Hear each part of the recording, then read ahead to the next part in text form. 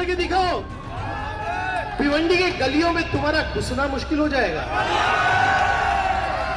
तुमने कांग्रेस को टिकट दिया ना, राष्ट्रवादी को टिकट दिया, उसकी कंपेनिंग कर रहा हो तो रिजाइन कर दो ना। मैं वेट कर रहा हूँ, कब रिजाइन करोगे? इनको खुद थूक के चाटना है, बताना है कि मैंने गलती किया है, मैं रिजाइन करूंगा।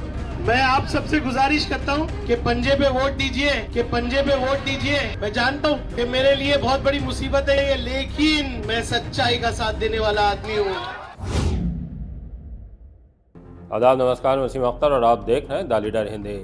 समाजवादी पार्टी के दो विधायकों के बीच मुंबई में तनातनी चल रही है। बीएमसी चुनाव में दोनों एक दूसरे के खिलाफ खुलकर आ गए हैं। एक अबू आसिम आजमी है जो महाराष्ट्र समाजवादी पार्टी के अध्यक्ष हैं और दूसरे रईस शेख के करीबियों के बीएमसी चुनाव में टिकट कट गए हैं। उन्होंने पलटवार करते हुए अपने खासम खास को कांग्रेस से टिकट दिला दिए हैं और वो उनके लिए खुलकर मैदान में भी उतर आए हैं। इसे लेकर महाराष्ट्र समाजवादी पार्टी के अध्यक्ष अबू आसिम आजमी ने पिछले दिनों ऐलान कर दिया था कि अगर कोई समाजवादी पार्टी में खुश नहीं है और बगावत के रास्ते पर है तो वो इस्तीफा दे दे।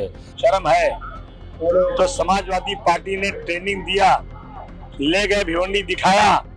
अब जब तुम जो चौकीदार चोरी कर रहा है तो रिजाइन कर दो। किसने मना किया? रिजाइन करो ना।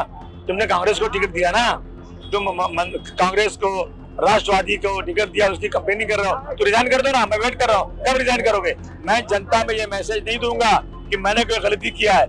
इनको खुद थूक के चाटना है, बताना है कि मैंने गलती किया है, मैं रिजाइन करूंगा। रईस शेख ने इसका जवाब तो नहीं दिया, लेकिन वो खुलकर मैदान में आ गए हैं। जिन लोगों को उन्होंने कांग्रेस से टिकट दिलाए हैं उनके लिए प्रचार कर रहे हैं। इसी तरह के एक प्रचार के दौरान उनका वीडियो सामने आया है जिसमें वो खुले तौर पर कह रहे हैं कि पंजे को वोट दो।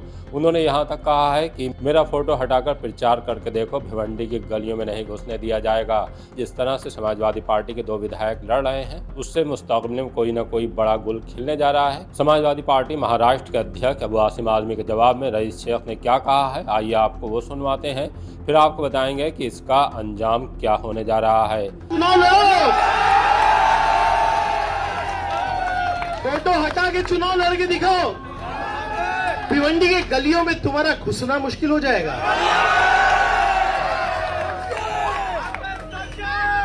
तारिक भाई, लोग फोटो मांगते हैं। रईस शेख पूरा यहाँ पे खड़ा हुआ है फंडोले नगर में, खड़ा हुआ है कि नहीं? कहां से लाओगे रईस शेख? हाँ? कितने दिन चीटिंग करोगे भाई? एक दिन उसी तस्वीर से निकल के रईस शेख चमाच मारेगा।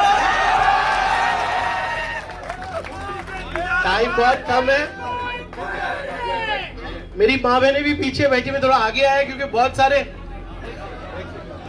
मैं आप सबसे गुजारिश करता हूं कि पंजे पे वोट दीजिए।